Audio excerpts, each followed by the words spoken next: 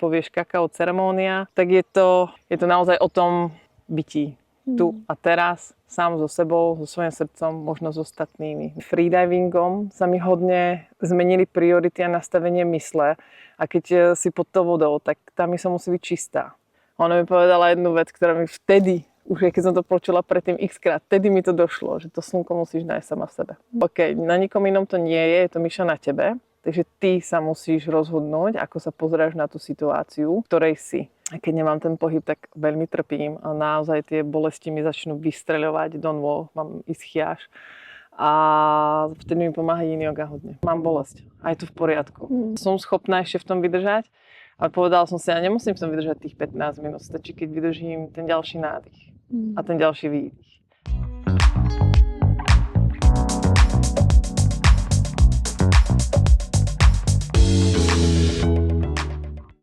Ahoj, já jsem Bára a vítám vás u dalšího dílu našeho podcastu, který se jmenuje Vlnění. Tohle je velmi speciální díl ve spolupráci se Zen Days a Zen Days je wellbeingový festival v Krkonoších, kam zveme velmi zajímavý vystupující a lektory a jedním z nich je právě Míša Čech-Bonová, lektorka jógy a průvodkyně kakaovými ceremoniemi.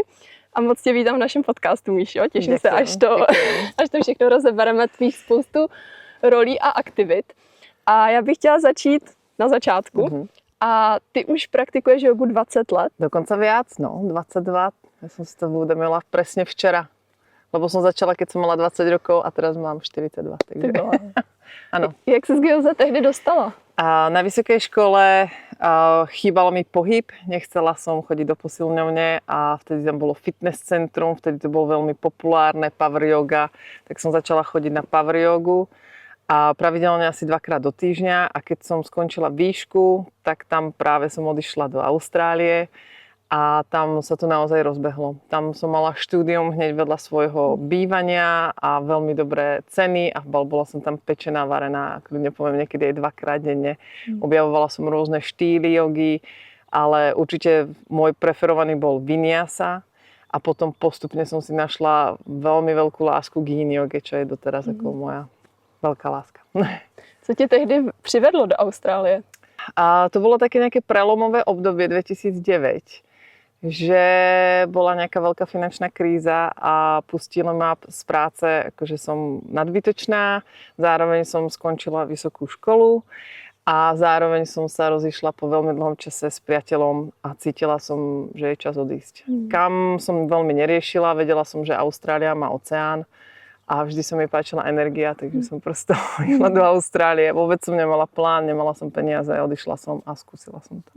Já jsem právě na Instagramu viděla, že si odešla s $1000 v kapse. Ano. Jaký byly tyhle ty začátky? Ťažké, veľmi ťažké a moja myseľ má úžasnú schopnosť, ktorú niekedy beriem ako pozitívnu a niekedy negatívnu, že a rada zabúda na tie nepríjemné skúsenosti. Takže, ale pamätám si, že tých prvých 6 týždňov som zmenila asi 3-krát ubytovanie a nemohla som vôbec nájsť prácu. A potom, keď som našla prácu, tak som musela mať druhú a tretiu prácu, aby som to nejak ťahala.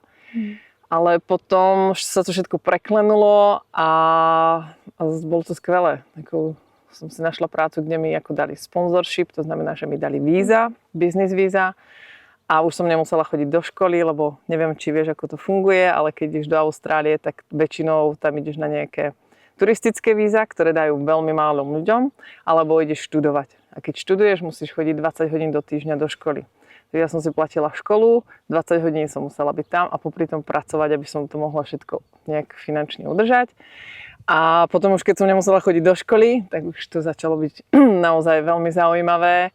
A Austrália, čo mi naozaj najviac asi dala, mimo tej jogy samozrejme, je oceán a láska k oceánu. Energia z toho oceánu. Ja som sa v Austrálii naučila plávať a body surfovať a začala som tam robiť freediving, takže pre mňa ako oceán je veľká láska. No. My jsme právě 2 roky strávili v Portugalsku takhle, proto se náš podcast jmenuje Vlnění, takže tuhle lásku k oceánu úplně chápu.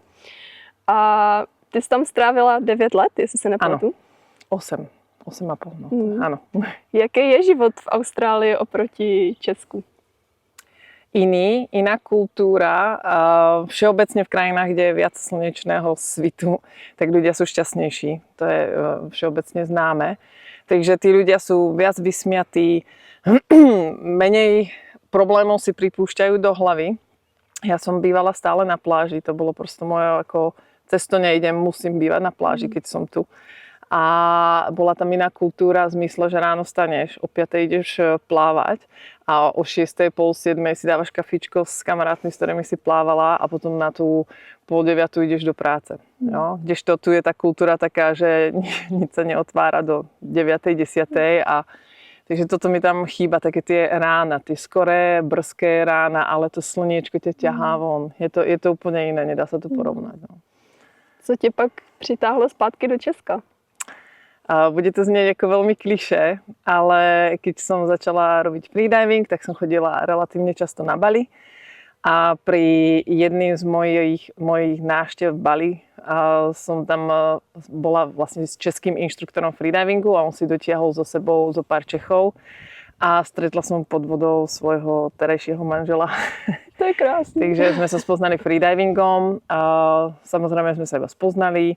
A ono to trvalo asi ešte 9 mesiacov. Potom sme boli spolu potápať ako zase tá istá grupa v Egypte na 2 týždne, na 10 dní.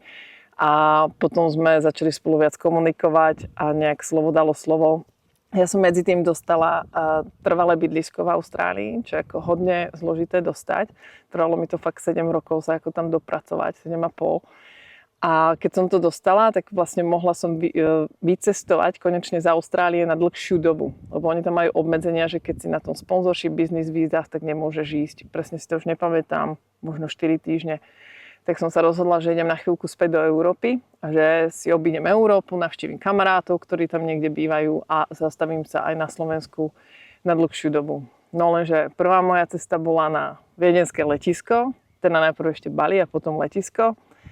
A tam ma už prišiel vyzdvihnúť môj drahý a už odtedy to proste už sme boli v podstate nerozluční a potom sme sa vrátili teda ešte do do Austrálie, ale cítili sme, a ja som cítila, že už to nie je ono. Ja to nedokážem doteraz opísať, bývali sme na tej pláži, ale tí ľudia, alebo moje priority, ja si tiež myslím, že tým freedivingom sa mi hodne zmenili priority a nastavenie mysle. A keď si pod tou vodou, tak tá mysl musí byť čistá. A zároveň, keď si pod tou vodou x desiatok metrov, tak si zvedomíš, že ty si iba kvapka v oceáne. Ako doslova. Jo, ty si jeden človek, príde tam tá veľká pokora a takéto uvedomenie si. A keď som sa vrátila do Sydney, tak mi trošku vadili, a to je zase môj veľmi osobný pocit, že tam namástrovaní ľudia, všetci boli ako taký alfa. No, necítila som sa tam už dobre, jednoducho.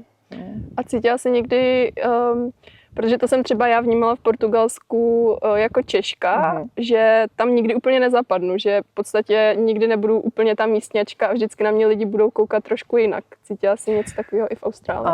Asi nie. Ja som bola v Sydney v podstate celý čas, ako trošku som si ju precestovala, ale než som bola v Sydney. Ale Sydney je jedno z najviac multinational cities, ako Londýn je asi prvé a potom je tuším Sydney. Takže tam naopak, tam tí Austrálčania sú, mne to vždy prišlo extrémne nápomocný. Či už s angličtinou, keď nevieš angličtinu, tak ti pomáhajú s vybavovaním vecí. Určite závisí, v akej časti si Austrálie alebo aj Sydney. Ale mne to prišlo, že nie, že tam sú v podstate všetci náplavy, keď to tak poviem. A jaký byl pak ten návrat do Česka? První měsíce, roky? Náročný, lebo ja som vlastne, my sme cestovali s Myšiakom, s manželom a potom sme išli do tej Austrálie a z Austrálie sme sa vrátili domov a ešte sme nevedeli, čo chceme veľmi robiť. A vrátili sme sa vlastne do menšieho mestečka, do dedinky na Lipne a tam sme pomáhali jeho rodičom s penziónom. Nejak to bolo prosto menšia dedina, Česko, ľudia sú takí trošku nervní, česká mentalita je trošku taká svojrázna a ja z toho slnečného, vysmiatého Sydney som prišla do nejakého ponurého mestečka, takže a potom asi aj taká vec, že sme bývali v spoločnom baráku s jeho rodičmi, to mi tiež nepomohlo. A také drobnosti, no. Takže to bolo náročné a v podstate, ako sme sa vrátili, tak asi to som odišla do Indie a potom v Indii som prišla na to, že som tehotná. A to ti úplne prehádže celý život a celú prioritu, všetky priority a potom si povieš tak ako áno, nie, samozrejme, že áno a už potom rozmýšľaš inak a zostávaš tu, no. A co ti kromě těhotenství a mateřství pomohlo si najít tady v Česku tu svoji spokojenost? Určite yoga. Ako tam to je... Jednak po tehotenstve ja som mala veľké problémy s chrbtom a s platničkami, tak som začala fakt ako pravidelne cvičiť jogu každý deň. A jednak tu vinyasa, trošku power jogu a potom po večeroch tu yin jogu a veľmi mi to pomohlo. Ale zároveň, čo mi najviac dalo, bolo samozrejme ako mentálne. Že som sa cítila inak a prišla som na jednu základnú vec a to mi povedala jedna z lektoriek, u ktorej som bola na nejakom pobyte. A ona povedala, že ja som sa vždy sťažovala, myslím si, že áno, som sa vtedy sťažovala, že mi chýba slnko z tej Austrálie. A ona mi povedala jednu vec, ktorá mi vtedy, už keď som to počula predtým x-krát, vtedy mi to došlo, že to slnko musíš nájsť sama v sebe. A OK. A to bolo taký ten fakt počiatok toho, OK, na nikom inom to nie je to Miša na tebe, takže ty sa musíš rozhodnúť, ako sa pozeráš na tú situáciu, v ktorej si. A vtedy mi vlastne došlo, aha, však ja bývam na Lipine. Však ono je pekné. Ja bývam v prírode, však tam mám les. Ježiš, a toto je nádherné. A začala som úplne inak vnímať všetko. Trvalo mi to, kľudne poviem, 2,5 roka. Bolo to náročné pre mňa. Ale spätne pozerajúc retrospektívne, kebyže zostanem v Sydney alebo niekde v Indonézii na nejakom ostrove bývať, čo bol môj pôvodný plán, tak si myslím, že nevyrastnem tak ako človek. No, vnútorne som úplne niekde inde. Verím tomu. Já to právě kolem sebe hodně pozoruju, že spousta lidí si na to sluníčko stěžuje, že to u nás v Česku je taková typická věc a že i hodně lidí za ním právě utíká, někam třeba půl roku stráví někde na jihu, pak se zase vrací, ale strašně se mi to líbí, jak to říkáš, že je potřeba najít si to v sobě a že to bylo i moje uvědomění v Portugalsku, jak i u toho oceánu, i s tím sluníčkem člověk může zažívat těžkosti, stejně jako kdekoliv jinde, že je to přesně o tom vnitřním. A ešte iba dodám, že som si uvedomila, že napríklad tento podzim a túto zimu a toto jaro, ja som vôbec ani nepozerala sa na počasie, vôbec som neriešila počasie. Bolo mi fakt úplne jedno, či je slniečko alebo nie je slniečko. A až potom som si uvedomovala, že ľudia už keď nebolo to slniečko 2,5 týždňa, čo na Šumave sa veľmi často stáva, a sa začali ako sťažovať, tak som si uvedomila, a vlastne nebolo slniečko a vlastne mi to ani nevadí. Ako to nejak vnímam, že beriem ten život, ako sa deje, beriem situácie, ako sa dejú a no, ako cítim, že mi chýba samozrejme, ale nemám tendenciu si to zvedomovať každý deň a trápiť sa tým. Tak, jo. Jak vypadá takový tvůj běžný den na Lipně na Šumavě? No, tak vstanem, mám nejaké tie svoje ranné rituály, meditáciu, cvičenie a tak. A potom vypravím dieťa do školy a pracujem z doma, pracujem na počítači a vždy si okolo obedu, v rámci mojej obedovej prestávky, podľa počasia zbehnem na prechádzku, zbehnem na kolo a teraz začína byť slniečko, takže pôjdem na paddleboard, lebo využijem toho, že som na Lipne ešte. A vždy som prosto v tej prírode. Vždy idem do tej prírody. No a potom sa vrátim a buď sa ešte nejak pripravujem na večernú lekciu, ak mám, alebo pracujem ďalej a potom prosto nejak sa ten život deje. No. Na mě to právě působilo, že máš hodně takový aktivní život v dobrým, ale i by mě zajímalo, jak zvládáš jako manažovat tolik rolí, protože pracuješ, jsi máma, lektoruješ, máš spoustu koníčků, tak jak si nacházíš ten balans? Hele, niekedy sa to aj ja sama sebe pýtam. A priznám sa, že som sa naučila jednu veľkú vec, a to robím asi posledný pol roka, možno 9 mesiacov, že sa normálne pochválim. No, že sa pochválim, že som zvládla všetky svoje veci ráno, zároveň navariť jedlo do školy, zároveň urobiť kostým na nejaký karneval, zároveň ísť na nákup, zároveň pracovať a pripraviť sa ešte na lekciu. A si potom večer poviem, si ľahnem do tej postele a poviem si, ako bolo to náročné, že mentálne, ja som skôr mentálne vyčerpaná ako fyzicky, ale sa pochválim, že a zase zároveň si tiež uvedomujem, že toto je momentálne náš život a je trošku rýchly, ale je to obdobie. Jo? A všetky obdobia eventuálne prejdú. Zase príde eventuálne spomalé obdobie, takže si budem užívať. Takže si užívám fakt ako to, čo je. No. A jak se ti v tomhle náročném, nebo jak říkáš sama, rychlém období daří právě nacházet čas na tu praxi? Protože mi přijde, že někdy pak mají lidi třeba tendenci vypínat, otevírat sociální sítě nebo pouštět televizi a jak vlastně v tomhletom, v té únavě, v tom, když člověk potřebuje dobít, tak dělá ty dobrý rozhodnutí. Priznám sa, čiže raz za čas si pozerám nejakú binge watching a tak, ale väčšinou mi moje telo dá najavo, že tu ti dám takú miernu teplotu, aby si ľahla do postele, tak ja si ľahnem, sa vyspím a potom si pozriem zo pár seriálov a to je také ten môj ako reset, ktorý nie je samozrejme ideálny, ale tak som človek. To sme všichni. Ale ináč, ja si myslím, že čo ma naozaj udržuje a zvedomujem si to je to ráno. Že ja si privstanem a mám tú svoju rannú prax, meditáciu a vždy sa mi to mení. Niekedy mám, že si dávam dýchanie, ale väčšinou to mám ako po obdobiach. Dajme tomu, že 2-3 mesiace cvičím jogu ráno, 2-3 mesiace dýcham, ako nejaký breathwork.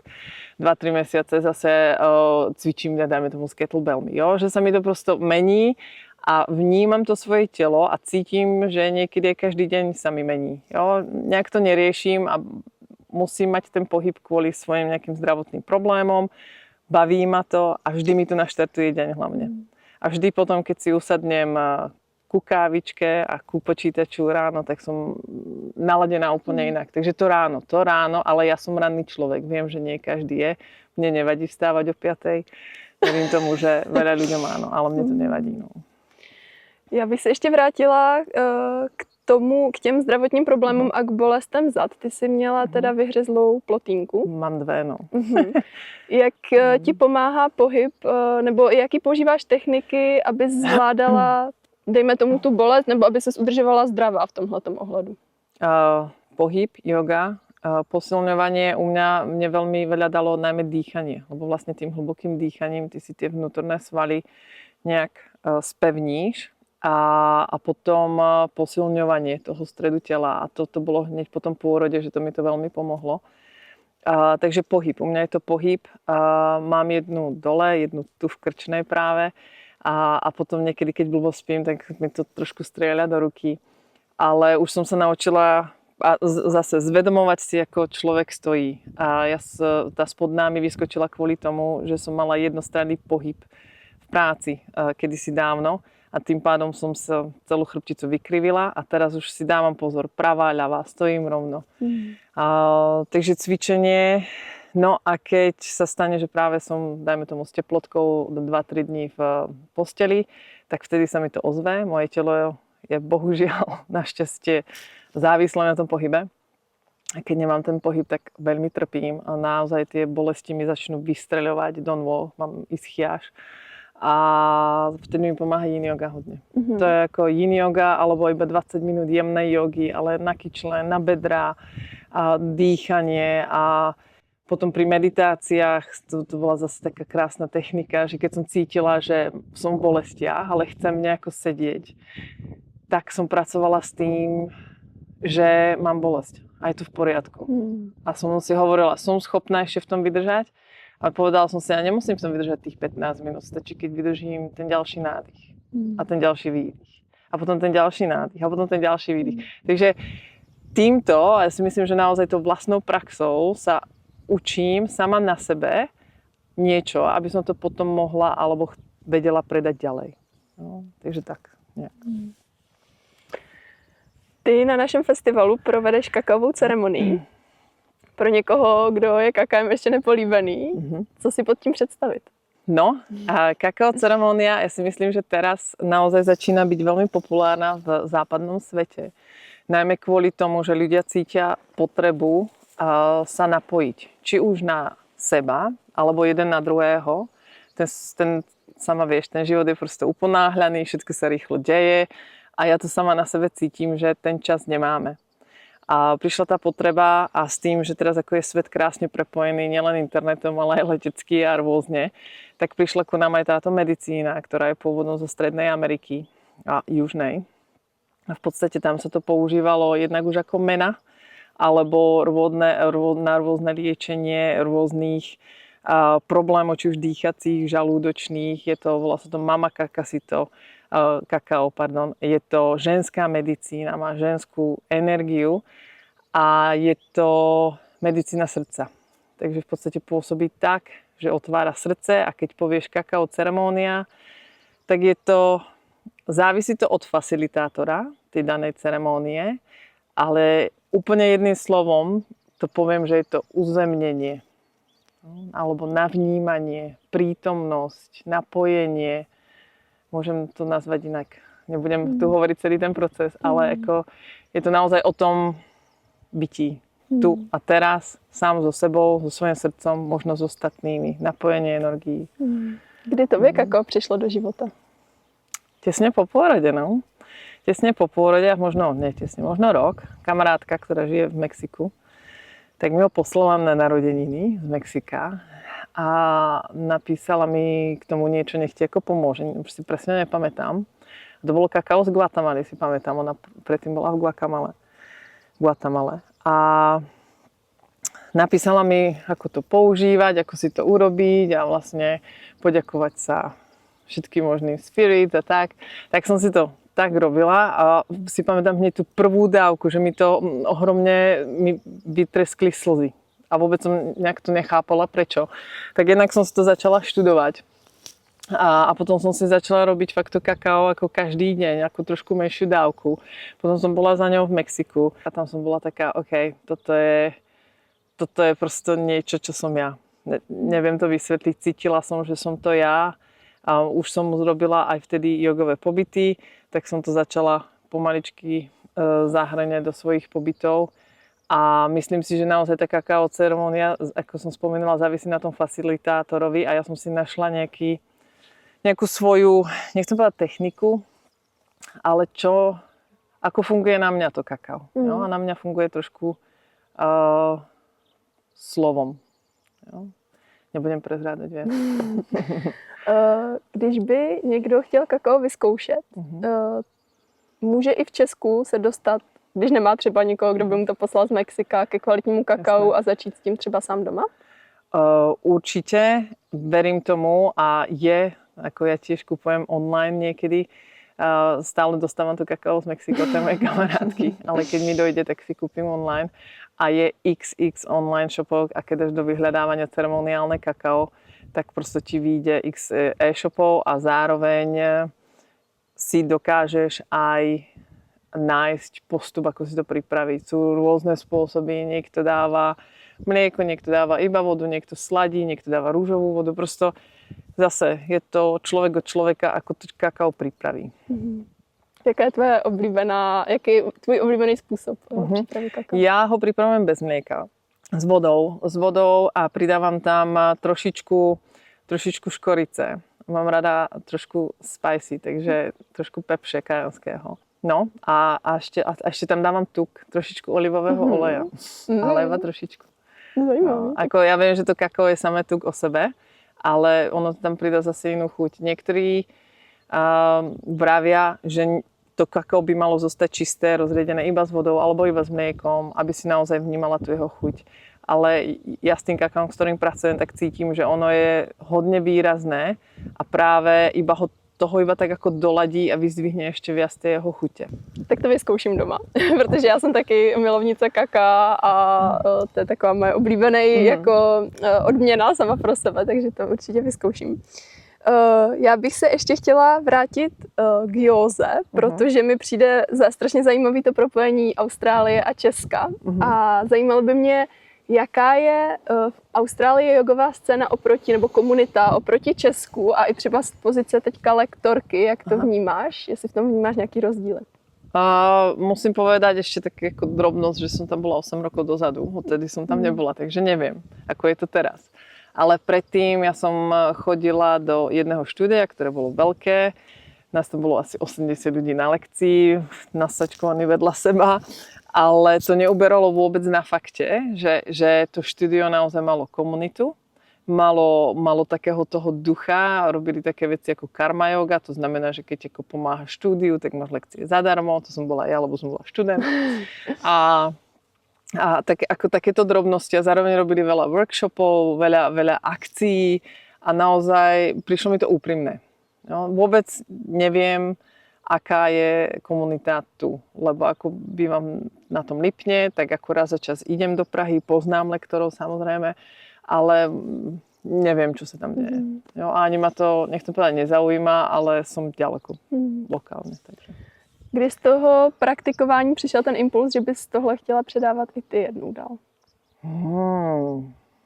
No, to už bolo v Austrálii. Určite v Austrálii, lebo tam som si urobila prvý kurz a to bol asistent lektora. A to bolo čisto iba ako na fyzickej úrovni, v zmysle, že oni ako tam bolo veľa ľudí, tak ten lektor chodil medzi ľuďmi a mal 2-3 asistentov, ktorí iba pomáhali do pozícií, ale nie ako nejak agresívne. To bolo fakt také, že chytíš prst a vytiahneš, chytíš kyčel a potlačíš.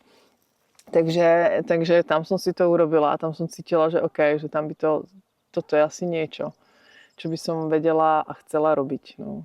A mňa ako všeobecne, ja nemám problém s vystupovaním a nikdy som nemala a robím to rada. A takéto úplne prvé prišlo asi potom, ako som si navnímala to všetko, čo sa stalo po návrate do Česka. No, tých 6 rokov dozadu, no. Som cítila, OK, tak teraz to urobím. A už som mala kurz, ale necítila som sa ešte komfortne, tak som si robila ešte ďalší. A potom som začala ako lektorovať nech to povedať na plný úväzok, ale ako hodne často. No a je to teraz 6,5 roka. No, asi to celá. Co tě na téhle práci, nebo možná to ani nedá se říct práce, spíš takový poslání, možná, co tě na tom nejvíc baví? Keď ľudia odchádzajú a vidíš ten blažený pocit. Lebo ja viem sama za seba a viem, čo mám ja rada, tak sa snažím tie lekcie alebo pobyty robiť tým štýlom, ako by som ich ja chcela mať. To znamená, že fungujeme ako skupinka, naozaj stmeľujem ľudí a je to o zdieľaní dobrovoľnom, ak by niekto chcel, nechcel, ale najmä im dám ten priestor, kde oni môžu vypnúť od svojho bežného života, kde si dajú to povolenie a dovolenie, aby boli prítomní s tým, čo sa deje a prevedem ich ako rôznymi mindfulness technikami, meditačnými, yoga nidrou, prosto rôznymi vecami a ja vidím, že reálne tí ľudia sa za ten víkend ako zmenia. Alebo keď iba jedna veta z toho, čo poviem počas tej lekcie, v nich zostane, tak to mi úplne stačí. A ono to väčšinou sa dozviem až potom, keď mám vracajúcich